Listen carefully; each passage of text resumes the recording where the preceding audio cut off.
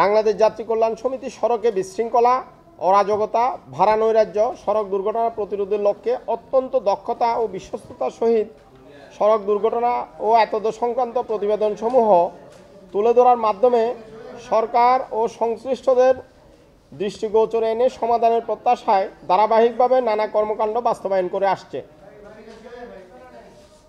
এরই ধারাবাহিকতায় আজকের এই প্রতিবেদন আপনাদের সামনে তুলে ধরা হলো।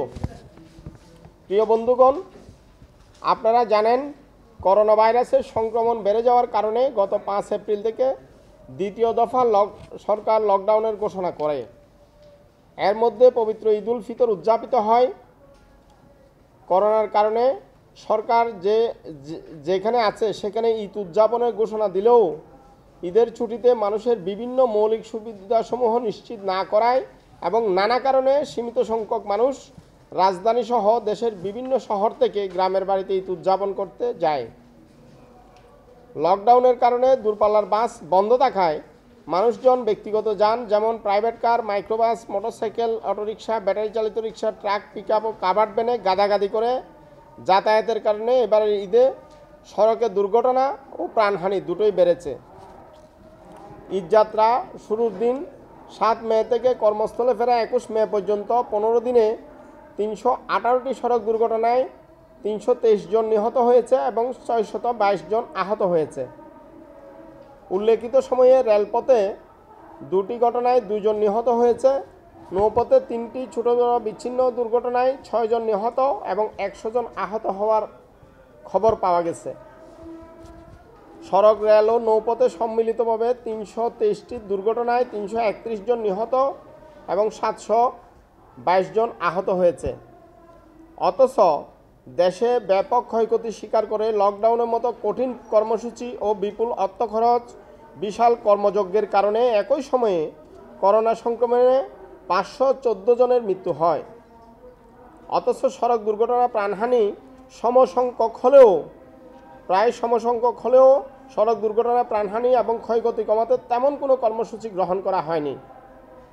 সড়ক নিরাপত্তায় দায়িত্বরত প্রতিষ্ঠানসমূহের অবহেলা, অবজ্ঞা, গাফেলতির কারণে এমনটি হয়েছে বলে আমরা মনে করছি। অথচ এহেন সীমিত সংখ্যক যাতায়াতে কর্তৃপক্ষ একটু নজর দিলেই প্রাণহানি এবং ক্ষয়ক্ষতি কমিয়ে আনা সক্ষম হতো। প্রিয় সাংবাদিক বন্ধুরা, বাংলাদেশ যাত্রী কল্যাণ সমিতির প্রতিবেদনে দেখা গেছে বরাবরের মতো এবারও দুর্ঘটনার শীর্ষে রয়েছে মোটরসাইকেল। দূরপাল্লার বাস বন্ধ থাকায় এবারের ঈদে উল্লেখযোগ্য সংখ্যক যাত্রী মোটরসাইকেলে ঈদে বাড়ি গেছে। প্রতি বছর প্রতিটি মোটরসাইকেলে পরিবারের সদস্যদের পাশাপাশি লাগেজ ব্যাগেজ এবং ঈদ বাজার সদাই নিয়ে মহাসড়কে যাত্রা করতে দেখা গেছে। ফলে এই বাহনটি দুর্ঘটনা ও প্রাণহানি বেড়েছে। এবারের ঈদে 144টি মোটরসাইকেল দুর্ঘটনায় 139 জন নিহত এবং 199 জন আহত হয়েছে, যা মোট দুর্ঘটনার 45.28%, মোট নিহতের 43.03% এবং মোট আহতের 31.99% প্রায়। এই সময়ে সড়কে দুর্ঘটনায় আক্রান্ত হয়েছে 151 জন চালক, 80 জন পরিবহন শ্রমিক, 89 জন পথচারী, 63 জন নারী, 45 জন শিশু, 15 জন শিক্ষার্থী, 12 জন সাংবাদিক, 10 জন আইনশৃঙ্খলা রক্ষাকারী বাহিনীর সদস্য, 9 জন শিক্ষক, 8 জন বিভিন্ন রাজনৈতিক দলের নেতাকর্মী, 4 জন চিকিৎসক, 2 জন আইনজীবী এবং 2 জন প্রকৌশলীর পরিচয় সংবাদপত্রে প্রকাশিত হয়েছে। এর মধ্যে নিহত হয়েছে 1 জন পুলিশ সদস্য, 2 জন র্যাব সদস্য, 1 জন সেনাবাহিনীর সদস্য, 2 জন বিজিবি সদস্য, 35 জন নারী, 3 জন চিকিৎসক, 22 জন শিশু, 13 জন শিক্ষার্থী, 7 জন শিক্ষক, 96 জন চালক, 31 জন পরিবহন শ্রমিক, 1 জন প্রকৌশলী, 69 জন পথচারী ও 2 জন রাজনৈতিক দলের নেতাকর্মীর পরিচয় সংবাদপত্রে পাওয়া গেছে। বাংলাদেশ যাত্রী কল্যাণ সমিতির সড়ক দুর্ঘটনা মনিটরিং সেলের সদস্যরা বহুল প্রচারিত ও বিশ্বাসযোগ্য জাতীয় দৈনিক, আঞ্চলিক দৈনিক, অনলাইন সংবাদপত্রে প্রকাশিত সংবাদসমূহ মনিটরিং করে এই প্রতিবেদন তৈরি করে। প্রিয় বন্ধুরা, সংঘটিত দুর্ঘটনা বিশ্লেষণ করে দেখা যায় মোট যানবাহনের 36.98% মোটরসাইকেলে, 22.37% ট্রাক, পিকআপ ও covered van, lorry, 13.24% car, micro jeep, 7.53% নসিমন করিমন ট্রাক্টর, লেগুনা, মাহেন্দ্র, 7.07% অটোরিকশা, 6.84% ব্যাটারি চালিত রিক্সা, ইজি বাইক, 5.93% বাস এসব দুর্ঘটনায় জড়িত ছিল। সংঘটিত দুর্ঘটনার 24.21% মুখোমুখি সংঘর্ষ, 47.16% পথচারীকে গাড়ি চাপা দেওয়ার ঘটনা, 17.29% নিয়ন্ত্রণ হারিয়ে খাদে পড়ার ঘটনা, 10.6% অন্যান্য অজ্ঞাত কারণে এবং 0.62% চাকায় ওড়না পেঁচিয়ে দুর্ঘটনা সংঘটিত হয়েছে। দুর্ঘটনার ধরন বিশ্লেষণে দেখা গেছে মোট সংঘটিত দুর্ঘটনার 32.38% জাতীয় মহাসড়কে, 40.88% আঞ্চলিক মহাসড়কে, 22.32% ফিডার রোডে সংঘটিত হয়েছে। এছাড়াও সারা দেশের সংঘটিত মোট দুর্ঘটনার 3.14% ঢাকা মহানগরীতে, 1.25% চট্টগ্রাম মহানগরীতে সংঘটিত হয়। লকডাউনের কারণে গণপরিবহন বন্ধ এবং মানুষের যাতায়াত অত্যন্ত সীমিত থাকার পরেও সংশ্লিষ্ট কর্তৃপক্ষের উদাসীনতা, সড়কের নিরাপত্তায় দায়িত্বরত প্রতিষ্ঠানগুলোর কোনো পদক্ষেপ গ্রহণ না করার ফলে মাত্র 8 থেকে 10% মানুষের যাতায়াতে এত বেশি সংখ্যক দুর্ঘটনা ও প্রাণহানির ঘটনা ঘটেছে। আমি সড়ক দুর্ঘটনাকে মহামারী করোনা ভাইরাসের মতো গুরুত্ব দিয়ে প্রয়োজনীয় ব্যবস্থা গ্রহণের জন্য সরকারের কাছে জোর দাবি জানাচ্ছি। প্রিয় বন্ধুরা, আমাদের বিশ্লেষণে সড়ক দুর্ঘটনা আমরা যে সমস্ত কারণগুলো পেয়েছি এগুলো আপনাদের সামনে উপস্থাপন করছি। 1. দূরপাল্লার বাস বন্ধ থাকার ফলে মহাসড়কে ব্যক্তিগত যানবাহন যেমন private car, microbus, motorcycle, autorickshaw, battery চালিত রিক্সা, ট্রাক, পিকআপ ও কাভার্ড ভ্যানে বেপরোয়া গতিতে যাতায়াত। 2. জাতীয় মহাসড়কে রোড সাইন, রোড মার্কিং, সড়ক বাতি না থাকায় হঠাৎ ঈদে যাতায়াতকারী ব্যক্তিগত যানে চালকদের রাতে এসব দুর্ঘটনার সড়কে ঝুঁকি ও যানবাহন চালানোর কারণে। 3 নম্বর, জাতীয়, আঞ্চলিক এবং ফিডার রোডে টার্নিং পয়েন্টে চিহ্ন না থাকার ফলে নতুন চালকদের এইসব সড়কে দুর্ঘটনায় পতিত হয়েছে। মহাসড়কের নির্মাণ ত্রুটি, যানবাহনের ত্রুটি, ট্রাফিক আইন অমান্য করার প্রবণতা, উল্টো পথে যানবাহন চালানো, সড়কে চাঁদাবাজি, পণ্যবাহী যানবাহনের যাত্রী পরিবহনই এসব দুর্ঘটনার কারণ ছিল। দুর্ঘটনা প্রতিরোধে আমাদের সুপারিশমালাসমূহ: জাতীয় এবং আঞ্চলিক মহাসড়কে রাতের বেলায় অবাধে চলাচলের জন্য ব্যাপক আলোকসজ্জার ব্যবস্থা করা। 2. দক্ষ চালক তৈরির উদ্যোগ গ্রহণ করা, যানবাহনে ত্রুটি সারানোর উদ্যোগ গ্রহণ করা। 3 নম্বর, ধীরগতি যান এবং দ্রুতগতি যানের জন্য আলাদা আলাদা লেনের ব্যবস্থা করা। 4. সড়কে চাঁদাবাজি বন্ধ করা, চালকদের বেতন এবং কর্মঘণ্টা সুনিশ্চিত করা। 5. সড়কে রোড সাইন এবং রোড মার্কিং স্থাপন করা। 6. সড়ক পরিবহন আইন যথাযথভাবে বাস্তবায়ন করা, ট্রাফিক আইনের অপপ্রয়োগ রোধ করা। 7. গণপরিবহন বিকশিত করা, নিয়ন্ত্রক সংস্থা বিআরটিএর অনিয়ম দুর্নীতি বন্ধ করে তাদের সক্ষমতা বৃদ্ধি করা। 8. মানসম্মত সড়ক নির্মাণ, মেরামত সুনিশ্চিত করা, নিয়মিত রোড সেফটি অডিট করা। প্রিয় বন্ধুরা, আপনাদের অবগতির জন্য আমরা গত 6 বছরের পবিত্র ঈদ উল ফিতরে সড়ক দুর্ঘটনার একটি তুলনামূলক পরিসংখ্যান আপনাদের সামনে তুলে ধরছি। 2016 সালে পবিত্র ঈদ উল ফিতরে 121টি সড়ক দুর্ঘটনায় 186 জন নিহত হয়েছিল এবং 746 জন আহত হয়েছিল। 2017 সালে 205টি সড়ক দুর্ঘটনায় 274 জন নিহত হয়েছিল, 848 জন আহত হয়েছিল। 2018 সালে 277টি সড়ক দুর্ঘটনায় 339 জন নিহত হয়েছিল এবং 1265 জন আহত হয়েছিল। 2019 সালে 232টি সড়ক দুর্ঘটনায় 273 জন নিহত হয়েছিল এবং 849 জন আহত হয়েছিল। 2020 সালে 149টি সড়ক দুর্ঘটনায় 168 জন নিহত হয়েছিল, 283 জন আহত হয়েছিল। এবার 2021 সালে 318টি সড়ক দুর্ঘটনায় 323 জন নিহত হয়েছে, 622 জন আহত হয়েছে।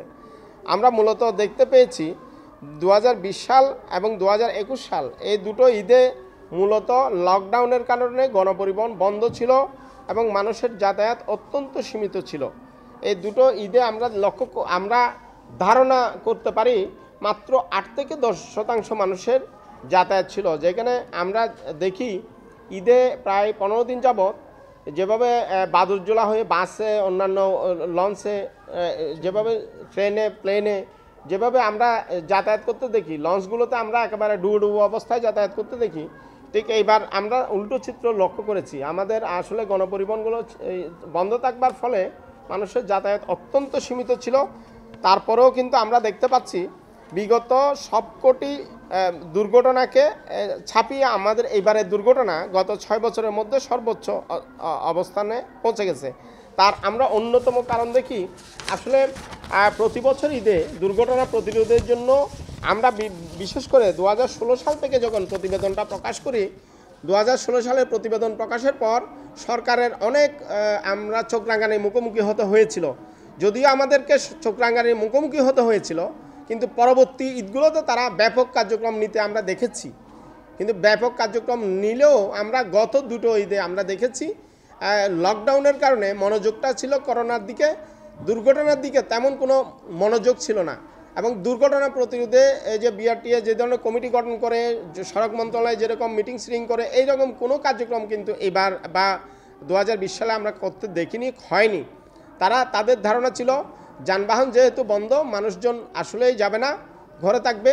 কিন্তু যখনই মানুষজন আমরা যেতে শুরু করলো, তখন কিন্তু আমরা লক্ষ্য করলাম তারা দুর্ঘটনা প্রতিরোধের জন্য তেমন কোনো ব্যবস্থা নেয়নি। কিন্তু আমরা বিবৃতি দিয়ে বারবার সতর্ক করার চেষ্টা করেছি এবং গণমাধ্যমগুলোতে কথা বলেও আমরা বারবার সতর্ক করবার চেষ্টা করেছি। আমরা বলেছি যেহেতু গণপরিবহন বন্ধ, মোটরসাইকেল এখানে আমাদের দেশে প্রায় 30 লাখের বেশি মোটরসাইকেল, এই মোটরসাইকেলগুলো কিন্তু নিয়ন্ত্রণ করা যাবে না। তারা কিন্তু মোটরসাইকেলে যাত্রা করবে এবং ব্যক্তিগত যানবাহনের সংখ্যা যেহেতু আমাদের বেশি, ব্যক্তিগত যানবাহনগুলোকেও বন্ধ রাখা যাবে না। সুতরাং আমরা বারবার সতর্ক করবার চেষ্টা করেছি এই ব্যাপারে উদ্যোগ নেওয়ার জন্য। কিন্তু করোনাতে সরকারের সমস্ত এজেন্সিগুলোর মনোযোগ ছিল করোনা নিয়ন্ত্রণের দিকে। ফলে আমরা দেখেছি আমাদের পাশের দেশ ভারতে যখন করোনা একেবারে বিপর্যস্ত, তখন আমরা একই সময়ে, অর্থাৎ আমরা যে সময়কালের সড়ক দুর্ঘটনা প্রতিবেদনটি আজকে প্রকাশ করলাম, সেই সময়ে আমরা দেখলাম করোনায় মৃত্যুর সংখ্যা মাত্র 514 জনের মধ্যে সীমিত রাখা সক্ষম হলেও সড়ক দুর্ঘটনা প্রতিরোধে কিন্তু আমরা দেখেছি বিগত 6 বছরের ইতিহাসকে ভেঙে এবার সর্বোচ্চ দুর্ঘটনা সংঘটিত হয়েছে এবং সর্বোচ্চ এই নিহত এবং আহতের সংখ্যা পৌঁছে গেছে। এবং করোনাতে পত্রিকাগুলোতে মনোযোগ বেশি থাকবার ফলে সড়ক দুর্ঘটনায় বিচ্ছিন্ন বিক্ষিপ্ত বিভিন্ন এলাকায় সংঘটিত অসংখ্য দুর্ঘটনা পত্রিকার পাতায় স্থান পায়নি বলে আমরা এই রিপোর্টে হয়তো তুলে আনতে পারিনি। সমস্ত রিপোর্ট তুলে আনলে এই চিত্রটি আরও বেশি ভয়াবহ হতে পারত। আমাকে শোনার জন্য ধন্যবাদ জানাই। এখন সংক্ষিপ্তভাবে আমাদের এখানে দুজন অতিথি আছেন, ওনারা বিশ্লেষণ করবেন। ওনারা বিশ্লেষণে যাওয়ার আগে যদি আপনাদের কারো প্রশ্ন থাকে আমি উত্তর দিতে চাই।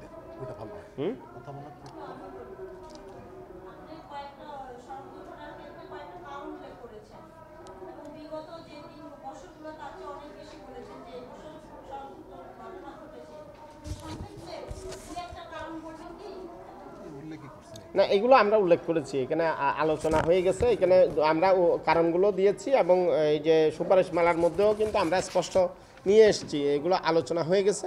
এখন আমি সংক্ষিপ্তভাবে আলোচনা করবেন আমাদের উপদেষ্টা পরিষদের সদস্য এবং নাগরিক সংহতির সাধারণ সম্পাদক শরীফুজ্জামান শরীফ ভাই, তারপর আমাদের গণপরিবহন বিশেষজ্ঞ FBCC-এর পরিচালক হক ভাই আছেন। হক ভাইয়ের একটু আলোচনা করবেন। আপনি 3 মিনিটের মধ্যে 3 মিনিট। প্রিয় বন্ধুগণ, এই ধরনের একটি পরিস্থিতিতে আমাদের সামনে উপস্থিত হওয়ার জন্য আপনাদেরকে শুভেচ্ছা জানাচ্ছি। আমরা এই যে উদ্যোগটি নিলাম যে রিপোর্টটি আমরা প্রকাশ করলাম, এটা আমরা মনে করি সরকার সড়ক ব্যবস্থাকে একটি জবাবদিহিতার আওতায় আনার জন্য যে উদ্যোগগুলো নিচ্ছে সেই উদ্যোগকে আমাদের এই উদ্যোগটি সহায়তা করবে। এটি কাউন্টার না, বরং সহায়ক। আমরা এবারের ঈদে গুরুত্বপূর্ণ বিষয় হচ্ছে সরকার যে সিদ্ধান্তটি গ্রহণ করেছিল, সিদ্ধান্তটি আমি মনে করি বা আমরা মনে করি সেটি সঠিক ছিল।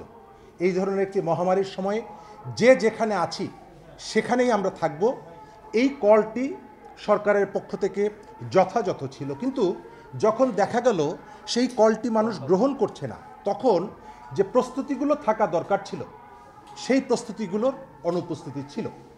আমরা এখানে দেখেছি নদীপথে যারা ঢাকা শহর ত্যাগ করেছেন, বিশেষ করে পদ্মা পাড়ি দিয়েছেন, সেখানকার যে চিত্রগুলো, সেই চিত্রগুলো আসলে বেশ দৃষ্টিকটু ছিল, ঝুঁকিপূর্ণ ছিল। আমরা মনে করি যে তড়িৎ যদি পদক্ষেপ গ্রহণ করা যেত, তাহলে এই যে ঈদের আগে স্পিডবোট দুর্ঘটনায় বেশ প্রায় 22-24 জন মানুষের মৃত্যু এবং তারপরের যে ঘটনাগুলো, সেগুলো কমিয়ে আনা যেত। আরিচা ঘাটে প্রতিদিন 97টি লঞ্চ চলাফেরা করে। আমি পদ্মার ওপারের সন্তান, এক একটি লঞ্চে শতাধিক, গড়ে 100-র মতো যাত্রী বহন করা যায়। যদি এই 97টি লঞ্চ আপনি চালু করতে পারতেন তাৎক্ষণিকভাবে, যেহেতু এই লঞ্চগুলো নিয়মিত চলে, এক এক ট্রিপে আপনি 10,000 লোক নদী পার করতে পারতেন। তাহলে ফেরিতে যে চাপাচাপি করে মানুষ পার হওয়ার যে চিত্র, সেই চিত্রটি আমাদেরকে দেখতে হতো না। আমি মনে করি আমাদের এখানের সিদ্ধান্তগুলো তাৎক্ষণিকভাবে নেওয়া, এবং অনেক সময় সরকার কিন্তু পরিস্থিতি বিবেচনা করে কতগুলো পদক্ষেপ নেন। আমরা টিকার ক্ষেত্রে দেখেছি যে যখন বয়স একটি নির্ধারণ করে দেওয়া হয়েছিল, মানুষের মধ্যে যখন অনীহা দেখা গেল, তখন কিন্তু সরকার পরিস্থিতি বিবেচনা করে বয়সের সীমারেখাটি আরও বিস্তৃত করলো এবং বিপুল সংখ্যক মানুষ টিকা গ্রহণ করা শুরু করলো। তো আমরা এই জায়গাটিতে সরকারের কাছে অনুরোধ করতে চাই, আমরা যাত্রী কল্যাণ সমিতি তাদের প্রতিপক্ষ নই, আমরা তাদের সহায়ক। তথ্য দিয়ে, আমরা আমাদের কার্যক্রম দিয়ে তাদেরকে সহায়তা করতে চাই। এই রিপোর্টের মধ্যে গুরুত্বপূর্ণ একটি জায়গা হচ্ছে মোটরসাইকেল দুর্ঘটনা। মোটরসাইকেল দুর্ঘটনা আপনার শুধুমাত্র আইনের প্রয়োগ হলেই হবে না, আমাদেরকে অনেক ক্ষেত্রে নিজেদেরকেও আত্মসচেতন হতে হবে। একটি মোটরসাইকেল, এটি পুরোপুরি নির্ভর করে চালকের উপরে। সেখানে ট্রাফিক পুলিশ দিয়ে, পাহারা দিয়ে পুরোটাই কিন্তু আপনি কন্ট্রোল করতে পারেন না। যদি আমার আত্মসচেতন আমি না হই, আমি আমার পরিবার নিয়ে রওনা হয়েছি, আমি আমার পরিবারের সেফটির বিষয়টি যদি আগে বিবেচনা না করি, তাহলে দুর্ঘটনার মুখোমুখি হতে পারি। এই বিবেচনা বোধ যদি আমার মধ্যে না আসে, তাহলে সরকার চেষ্টা করলেও এই পরিস্থিতি থেকে আমাদেরকে সেভ করতে পারবে না। আমরা একদিকে যেমন গভর্নমেন্টের এই যে পলিসিগুলোকে, গভর্নমেন্টের অ্যাকশানগুলোকে আমরা যেভাবে সহযোগিতা করব, আমরা সেগুলোকে ক্রিটিক করব, আমরা কতগুলো সুপারিশ করব, একই সাথে নাগরিক হিসাবে আমাদের যে দায়িত্বটি আছে, এখানে দুটো পক্ষ, একটা গভর্নমেন্ট, একটা সিটিজেন, একজনের দায় আছে, একজনের দায়িত্ব আছে। সরকার সব কিছু করে দিবে অথবা নাগরিকরা সব কিছু করবে, নিশ্চয়ই সেটি না। সরকার কতগুলো পদক্ষেপ গ্রহণ করবে, নাগরিক তাকে সহযোগিতা করবে। নাগরিক যদি সহযোগিতা না করে, সরকার গ্রেটার ইন্টারেস্টে, বৃহত্তর জনগোষ্ঠীর স্বার্থে সেখানে প্রয়োজনে আইনগত প্রক্রিয়ায় শক্তি প্রয়োগ করবে। এটাই হওয়া উচিত আমাদের অবজেক্টিভ, এটাই হওয়া উচিত আমাদের দৃষ্টিভঙ্গি। যাত্রী কল্যাণ সমিতির এই আয়োজন, আমরা আবার বলি, আমাদেরকে সচেতন করুক। যাত্রী কল্যাণ সমিতির এই আয়োজন আমাদেরকে ভবিষ্যতে কাজ করার ক্ষেত্রে পথ দেখাক। আপনাদেরকে সবাইকে ধন্যবাদ। এখন বক্তব্য রাখবেন সংক্ষিপ্ত করে আমাদের মুরব্বী জনাব হক ভাই, গণপরিবহন বিশেষজ্ঞ এবং বিসিসিআইয়ের সাবেক পরিচালক। 3 মিনিটের আগে আমি শেষ করছি। Thank you. টাইম সম্পর্কে আমার ধারণা আছে।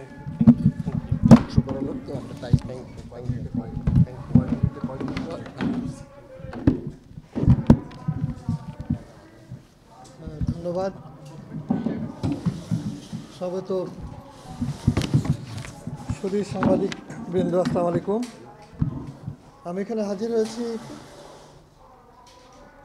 অ্যাকচুয়ালি আমাদের জীবনের তাগিদে, কারণ যেভাবে সড়ক দুর্ঘটনা এবং জলপথে মানুষ মারা যাচ্ছে, একটা মধ্যম আয়ের দেশে উপনীত হওয়ার এই প্রাককালে সরকারের জন্য, জাতির জন্য, আমাদের সবার জন্য এটা অত্যন্ত বেদনাদায়ক। এটা একটা অত্যন্ত, আমি বলবো যে বিনিয়োগকারীরা বাহির থেকে প্রশ্ন করে যে তোমাদের দেশে রোড চলাচলে এত মানুষ মারা যায়, তার মানে আমরা গভর্নিংটা ঠিকমতো করতে পারছি না। গভর্নেন্সের প্রশ্ন তুলে তারা। তো গভর্নেন্সের প্রশ্নেই সরকারের, আমি বহুকালের অভিজ্ঞতার আলোকে বলি যে অনেক দেশেই কিন্তু, যেমন জাপানে কিন্তু এরকম রোড 70-এর দিকে অনেক মানুষ মারা যেত। তারা ক্রমে ক্রমে শৃঙ্খলা, ট্রেনিং, গাড়ির কন্ট্রোল, ফিটনেস এগুলাকে আউটসোর্সিং করে খুব কার্যকরভাবে কিন্তু এখন অনেক অনেক কমিয়ে এনেছে, যেটা কল্পনাই করা যাবে না। অতএব এটা সম্ভব। এটার জন্য যেমন ভারতে এত মানুষ মারা যাচ্ছে, আজকে সাংবাদিক মহল ভারতে প্রশ্ন তুলেছে যে সেটার কারণ হচ্ছে বিজ্ঞানকে অবহেলা করা না করে তারা বিভিন্ন আবেগ, গোমূত্র ইত্যাকারে দিয়ে গিয়েছিল। বাংলাদেশেও সরকার যেমন, আমি বলবো অনেক ভালোভাবেই কিন্তু অনেক কিছু আমরা মোকাবেলা করছি, কিন্তু এটা অনেক ভালো হতে পারে। যেমন একটু আগে আমার উপদেষ্টা মহোদয় বলছিলেন, আমি নিজেও 2টা টিকা নিয়েছি এবং আমি অত্যন্ত সন্তুষ্ট যে পরিবেশে, যে হাসপাতালগুলো যে সার্ভিস দিয়েছে সেটা প্রশংসাযোগ্য। কিন্তু ভ্যাকসিনের সাপ্লাই যখন ঠিক হলো না, তখন কিন্তু আমরা হোঁচট খাচ্ছি। এখন এই সড়ক দুর্ঘটনার কথা বলে আমি শেষ করব। সেটা হলো অন্যতম কারণ, যেমন মোটরসাইকেল। মোটরসাইকেলের পলিসি যে উৎপাদন হয়, সেই পলিসিটা আমি জড়িত ছিলাম। আজকে বাংলাদেশে মোটরসাইকেল তৈরি হচ্ছে, হোন্ডা মোটরসাইকেল কোম্পানি জাপানের ফ্যাক্টরি করেছে, ইন্ডিয়ানরা করেছে, অনেক গাড়ি রাস্তায় বেরোচ্ছে, আরও বাড়বে। কিন্তু একটা মোটরসাইকেলের একদিনেরও ট্রেনিং স্কুল আছে বলে কি আপনারা জানেন? একদিনের ট্রেনিং নাই। তার মানে আমরা কিন্তু অনেক মূল্যবান প্রাণ হারাচ্ছি অসচেতনভাবে। একটা পেছনে একটা যাত্রী নিল, একটা মা বাচ্চা নিয়ে, আমি দেখি অনেক সময় 2টা বাচ্চা নিয়ে, 3টা বাচ্চা নিয়েও কিন্তু যাচ্ছে এবং সবাই মারা যাচ্ছে। কি মারাত্মক ক্ষতি হচ্ছে। অর্থাৎ এইসব জায়গায় আসলে বড় রকমের একটা, আমরা বলে আসছি, আমি প্রায় 50 বছর ধরে কিন্তু সড়ক পরিবহনের সাথে জড়িত আছি, ব্যবসা করছি বটে, কিন্তু আজকে মানুষের প্রতি সমাজের দায়বদ্ধতার কারণে কিন্তু এখানে এসেছি যে এই জায়গাটায় বড় রকমের নজর দেওয়া দরকার। Ministry of road transport and Bridges, তার অধীন যে সড়ক পরিবহন কর্তৃপক্ষ বিআরটিএ এবং ঢাকা আরবান ট্রান্সপোর্ট অথরিটি নামে করা হয়েছে, তাদের কাছে প্রশ্ন রাখি, আপনারা কি সন্তুষ্ট? Are you satisfied with services? আপনারা জাতির জন্য যে সার্ভিস দিচ্ছেন, এটা কি অ্যাপ্রোপ্রিয়েট? গাড়ির ফিটনেস কি হচ্ছে? বাস ট্রাকের ফিটনেস অ্যাট অল কি হচ্ছে না? অর্থাৎ এগুলো অনেক টেকনিক্যাল ব্যাপার এখানে জড়িত আছে, যেগুলোকে বহু আগে আউটসোর্সিং করা উচিত ছিল। যেমন ইংল্যান্ডে আপনি যদি গাড়ি রেজিস্ট্রি করেন, আপনাকে অফিসে যেতে হবে না, আপনি ইনভ্লপে করে পাঠিয়ে দেবেন, তারা 24 ঘন্টা কি 48 ঘন্টার মধ্যে আপনার কাছে ফেরত পাঠাবে, কোনো ব্যক্তির সাথে ব্যক্তির যোগাযোগ হবে না। বাংলাদেশে আমরা একটা অ্যাসোসিয়েশন, হাজার হাজার করে রেভিনিউ দিচ্ছি, আমাদের বিশ্বাস করা হয় না। ওই যে বিআরটিএর একজন ইন্সপেক্টর কিংবা তার সহকারীকে বিশ্বাস করা হয়, সে হলো সরকারের প্রিয় লোক, আমরা হচ্ছি ব্লাডি পাবলিক। অতএব আমি মনে করি পরিবর্তন হতেই হবে, পরিবর্তন হওয়া ছাড়া কিন্তু আগানো যাবে না। আপনারা অনেক কিছু প্রতিঘাত সহ্য করেও সামনে শারীরিক যোদ্ধা হিসেবে এগিয়ে যাচ্ছেন। এই সড়ক পরিবহনে আপনারা অনেকে মোটরসাইকেল চালাচ্ছেন, বলেন আপনাদেরকে একদিন ট্রেনিং দিয়েছে? এটা কিন্তু ওয়ার্ল্ড ব্যাংক, ইউএনডিপি এই গত বছরের মধ্যে প্রস্তাব করে গিয়েছিল যে আমরা বাংলাদেশ সরকারকে সর্বতোভাবে সাহায্য করব, তারা যদি চায়। আনফর্চুনেটলি আমার জানা মতে সরকারের তরফ থেকে ওয়ার্ল্ড ব্যাংকে বা ইউএনডিপির এই প্রস্তাবকে এখনও পর্যন্ত কোনো সাড়া দিয়েছে বলে আমরা জানি না। আমি মাননীয় প্রধানমন্ত্রীর সচিবের সঙ্গে কথা বলেছি, খুব শীঘ্রই একটা মিটিংয়ের জন্য প্রস্তাব করেছি। সেখানে প্রধানমন্ত্রীর দপ্তরে মাননীয় প্রধানমন্ত্রীর অনুশাসনের মাধ্যমে এই সংগঠনগুলো সবাই মিলে যদি এটা উদ্যোগ নেওয়া যায়, আপনাদের কাছে বলে রাখলাম, আপনাদের মাধ্যমে জনগণকে এবং সবাইকে জানাচ্ছি যে সড়ক দুর্ঘটনার মৃত্যু কোনো মতে মেনে নেওয়া যায় না। এভাবে মৃত্যু কিন্তু হত্যাকাণ্ড। সড়কের যারা দায়িত্বে আছে, আজকে সড়ক ডিজাইনে যারা দায়িত্ব আছে, পরিবহন গভর্নেন্সে যারা দায়িত্ব আছেন, চালক প্রশিক্ষণ হচ্ছে কি হচ্ছে না, ভেহিকেল ফিটনেস অলমোস্ট জিরো। গাড়ি ফিটনেসে না গিয়েই কিন্তু ফিটনেস সার্টিফিকেট দেওয়া হচ্ছে। বিশেষ করে কমার্শিয়াল ভেহিকেল, ট্রাক, বাসের ফিটনেস সম্পূর্ণ একটা ধূসরতা। অথবা এই জায়গায় অনেক পরিবর্তন দরকার, কার্যকর ব্যবস্থাটি দরকার। আমরা মনে করি ব্যবস্থাটি নেওয়া হলে, চালকদের ট্রেনিং দেওয়া হলে অনেকাংশেই কিন্তু দুর্ঘটনা হ্রাস করা সম্ভব, এবং সেটা পৃথিবীর অন্য দেশে ঘটেছে। বাংলাদেশ এগিয়ে যাবে। এবং আমরা সরকারকে সহায়তা করতে চাই আমাদের লব্ধ অভিজ্ঞতা দিয়ে। আমরা কোনো প্রতিপক্ষ নই এবং সেটাকে আমি মনে করি আমাদের অভিজ্ঞতার আলোকেই, যেখানে লক্ষ লক্ষ ডলার ব্যয় করে মিলিয়নস অফ, আজকে যে মেট্রো রেল হচ্ছে আমি দাবি করতে পারি একা আমি এই প্রস্তাব তুলেছিলাম। জামিলুল চৌধুরী সাহেব মারা গেছেন, যে যখন কনসালটেন্টরা $1 মিলিয়ন প্রস্তাব করে দিয়ে চলে যাচ্ছে যে রেল এবং মেট্রো রেল ছাড়া ঢাকা ট্রান্সপোর্ট হবে শুধু বাস দিয়ে, তখন আমরা প্রতিবার করতে 6 মাস ওয়ার্ল্ড ব্যাংক টাইম বাড়িয়েছিল। আজকে মেট্রো রেল হচ্ছে আমাদের প্রস্তাবে। অতএব জনগণের অভিজ্ঞতাকে মূল্যায়ন করতে হয়। পৃথিবীর সমস্ত পরিবর্তন হয়েছে কিন্তু মানুষের অভিজ্ঞতার আলোকে, শুধু আমলাতন্ত্র কিংবা সরকারিভাবে কখনোই সেটা সম্ভব হয়নি। সত্যিকার গণতন্ত্রে জনগণের লব্ধ অভিজ্ঞতা পলিসিতে যাবে, সেটাই কিন্তু গণতন্ত্রের মূল মন্ত্র।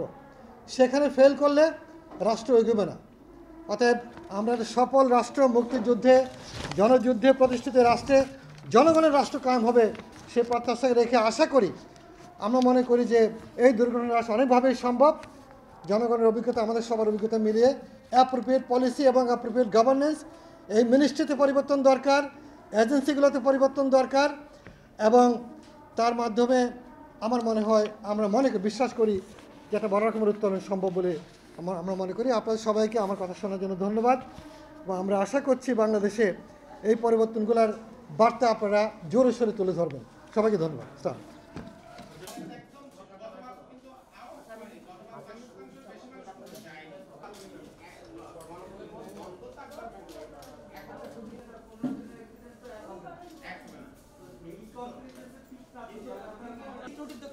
মানসম্মত সড়ক বলতে আপনারা কি বোঝাতে চান?